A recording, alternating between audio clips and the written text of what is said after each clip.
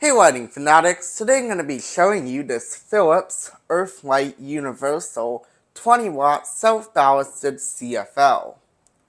Philips introduced this general design of CFL back in the mid 1990s, this particular specimen being from 1997, and they actually used this general free tube side by side design in the majority of their CFLs from back in the 1990s and the early 2000s. They used it in several different wattages. They had the 15 watt, 20 watt, 25 watt versions. They also had freeway and dimmable versions, and even some of their reflector CFLs were literally just this bulb with like a reflector cup slid on top of it. So this is a pretty typical Philips CFL of the era. However, there is something that's a little bit atypical about it, and I actually can't find another example of this particular version. So this very well may be the only documented one. This is the high power factor version. So of course, just like any CFL, the regular version of these had a relatively low power factor, around 0.6 power factor. This one is high power factor. It's power factor corrected.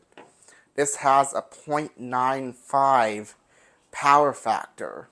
So I guess this version was sold to commercial buyers, whereas that regular version was sold to consumers. So this is kind of interesting. It's a high power factor CFL. So let's go ahead and take a closer look at this. Of course, we have this awesome Philips tube design of the time. Goes like that, and then it loops right next to itself 3 times. Very unique design. Not a lot of CFLs look like this. This is a pretty interesting thing that Philips did. And then of course we have our white plastic ballast housing down here and our brass base. Pretty nice. And then here's our etch. Says Philips Universal model SLS-RH. The RH, I guess, means high power factor. 20 watt, 120 volt, 60 hertz, and 175 milliamps. The regular version, I think, draws more like 275 milliamps. Somewhere around there. Made in Mexico, 7L, indicating that it was manufactured in November of 1997, and not for resale, because I guess you can't resell commercial products like this. It's forbidden. Caution, do not use with dimmers, not for use in totally enclosed fixtures, risk of electric shock. All that kind of cautionary information. UL listed, and then that's pretty much it for the etch on this bulb. But yeah, very interesting. If you compare this to the regular version, this one is substantially higher power factor. Let's go ahead and take some measurements of this bulb. It is about 2 1/8 inches wide, also about 2 1/8 inches deep, so I guess this ballast compartment is kind of square shaped. And then it is about 6 inches tall, which is significantly taller than a regular A19 incandescent bulb. Here is a Philips square-shaped T19 bulb, which is about the same size as an A19.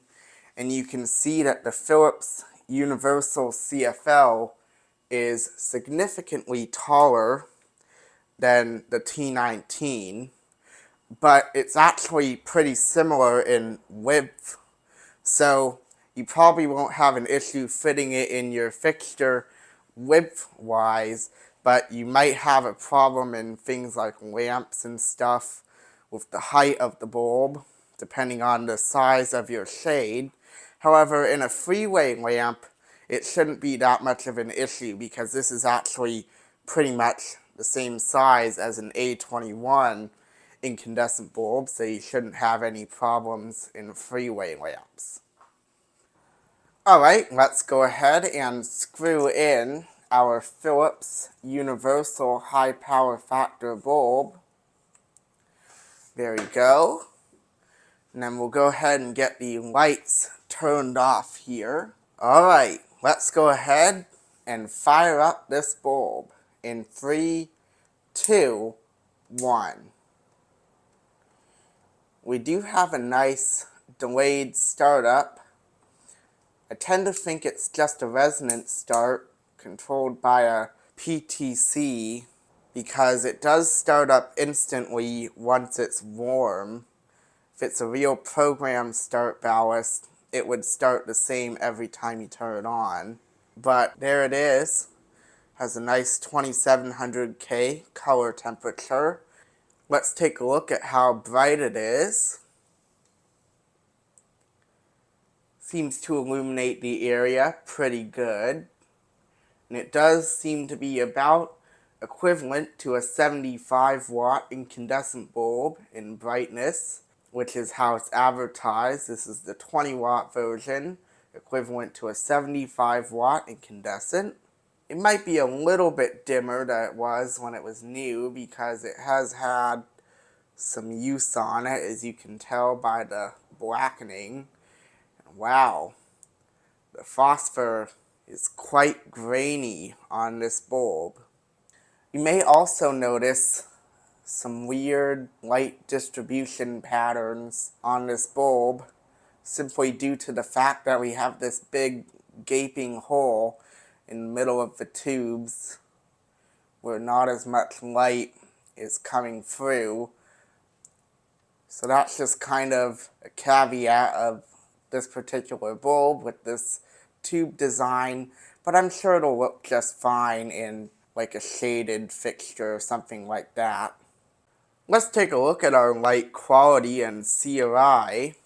Now keep in mind that we do have a little bit of daylight coming in from the window over here, but I'll try and shine this bulb as close to this test sample thing that I made as possible, just to try and avoid having any kind of contamination. Color rendering isn't that bad. I would say some of the warmer colors like the R1, R2, R9, and R13 are a little bit muted, and also maybe some of the greenish blue colors like the R5. Other than that, looks pretty good. And most early CFLs do have kind of a problem with red. So, that's kind of expected. And this should have a CRI of 82. And then, of course, we gotta check the power draw of our bulb here. Looks like we are testing at 120.9 volts. It is drawing 0.15 amps, which is actually a little bit less than what it claims, 175 milliamps or 0.175 amps. We are drawing 17.9 watts, which again, that's less than what it claims, 20 watts. So that's kind of interesting. 18.3 volt amps. We have a high power factor of 0.98. So that is very good for one of these electronic self-ballasted CFLs. Usually they're somewhere around 0.6 power factor. But this one, as we've already established here, I guess this was some kind of commercial version or something, because this has a high power factor, whereas the regular version does not. Let's take a moment here to admire our wonderful Philips Universal High Power Factor CFL. A little bit more. Very nice Philips tube design of the time. And actually, you could get CFLs in this style for quite some time, actually. I think they were even making these in the 2010s. I think like a 14 watt version of this. Let's go ahead and turn off our CFL here. Again, just instant on every other time after it gets warm. Let's go ahead and turn our lights back on. And we will go ahead and unscrew our bulb from the socket. Let's take one last look at our bulb here, starting with the tube. A little bit of wear, but not bad. Classic Philips electronic CFL design from back in the 1990s.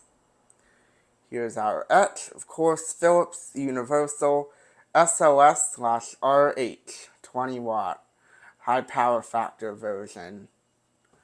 And our brass base. It's a pretty nice feature. Alright, well, if you enjoyed what you saw today, be sure to leave a like down below. Feel free to leave a comment. And if you want to see more cool lighting videos in the future, be sure to subscribe. See you next time.